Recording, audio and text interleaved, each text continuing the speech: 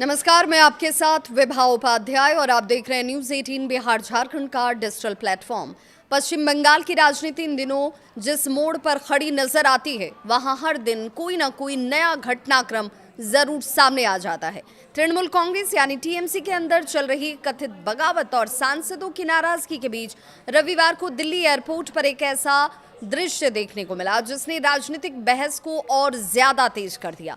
TMC की चर्चित सांसद और पार्टी की पूर्व युवा इकाई अध्यक्ष सायुनी घोष जब दिल्ली एयरपोर्ट से बाहर निकल रही थी, तभी वहां मौजूद पत्रकारों से जब बातचीत और सवाल जवाब का दौर शुरू हुआ। सवाल पूछे गए। सवाल साधारण नहीं था, बल्कि सीधे उनकी राजनीतिक विश्वसनीयता और पुराने बयानों से जुड़े हुए थे। पत्रकारों ने सायुनी घोष से पूछा कि कुछ समय पहले उन्होंने सार्वजनिक तौर पर यह कहा था कि वो राघव चड्ढा की तरह दल बदलू नहीं है, लेकिन अब खबरें हैं कि उन्होंने खुद टीएमसी का साथ छोड़ दिया है। ऐसे में उनके पुराने बयान और मौजूदा राजनीतिक कदम के बीच विरोधाभास को कैसे देखा जाए।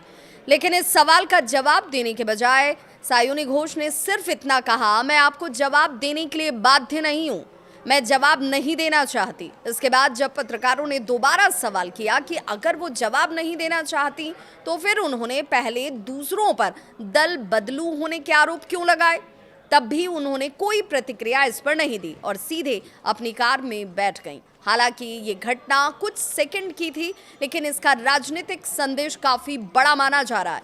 आखिर सायुनी घोष चर्चा में क्यों है? सायुनी घोष कभी टीएमसी के युवा चेहरे के रूप में देखी जाती थी। पार्टी की युवा इकाई के अध्यक्ष के तौर पर उन्हें ममता बनर्जी की सबसे भरोसेमंद नेताओं में गिना जाता था।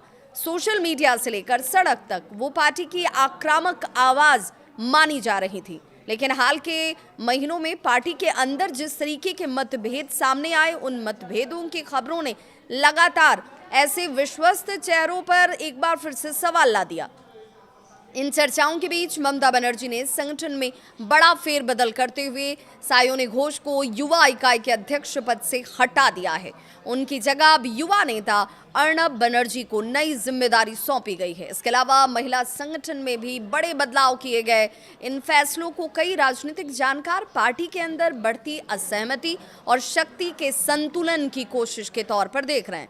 टीएमसी में अब सवाल ये उठता है कि क्या सचमुच बगावत हो रही है। ये सवाल इसलिए भी बेहद खास हो जाता है क्योंकि हाल के दिनों में आपने देखा होगा टीएमसी सांसद काकोली घोष दस्तीदार जो हैं, उनकी तरफ से एक बड़ा दावा कर दिया गया। उन्होंने कहा कि बागी खेमे में जल्द ही 2 और सांसद शामिल हो सकते हैं। अगर ऐसा होता है तो लोकसभा में समूह की संख्या जो है बढ़कर 22 तक पहुंच सकती है। ये भी कहा जा रहा है कि ये समूह लोकसभा अध्यक्ष ओम बिरला से मुलाकात कर अलग संसदीय गुट की तैयारी भी कर रहा है। यदि ऐसा हुआ तो ये केवल कुछ नेताओं की नाराजगी नहीं होगी, बल्कि टीएमसी के भीतर एक बड़ी राजनीतिक विभाजन का संकेत माना जाएगा।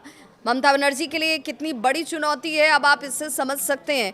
पिछले 1 दशक से पश्चिम बंगाल की राजनीति में ममता बनर्जी और टीएमसी का दबदबा रहा, लेकिन चुनावी चुनौतियों, संगठनात्मक बदलावों और लगातार बढ़ती आंतरिक असहमति ने पार्टी नेतृत्व के सामने नए सवाल जरूर खड़े कर दिए। अगर वास्तव में बड़ी संख्या में सांसद अलग रास्ता चुनते हैं तो इसका असर केवल संसद तक सीमित नहीं होगा। इसका प्रभाव बंगाल की राजनीति, संगठनात्मक ताकत और 2029 के चुनावी समीकरणों तक दिखाई दे सकता है। अब सबसे बड़ा सवाल यही है, राजनीति में नेता अक्सर बदलती परिस्थितियों के अनुसार फैसले लेते हैं। ये आपने कई बार देखा होगा। लेकिन जब कोई नेता अपने पहले दूसरों पर दल बदल का आरोप लगाए और बाद में खुद उसी आरोप का वो सामना करने लगे, तो जनता जवाब जरूर मांगती है। यही वजह है कि दिल्ली एयरपोर्ट पर पूछा गया एक सवाल अब सोशल मीडिया और राजनीतिक गलियारों में चर्चा का विषय बन गया है। क्या सायुनी घोष को अपने पुराने बयानों पर जवाब देना चाहिए था? क्या टीएमसी के भीतर सचमुच बड़ा असंतोष पनप रहा है? क्या ये केवल संगठनात्मक बदलाव है या फिर बंगाल की राजनीति में किसी बड़े राजनीतिक भूचाल की शुरुआत है? आपकी क्या है राय? कमेंट सेक्शन में अपनी राय प्रतिक्रिया के तौर पर जरूर दें।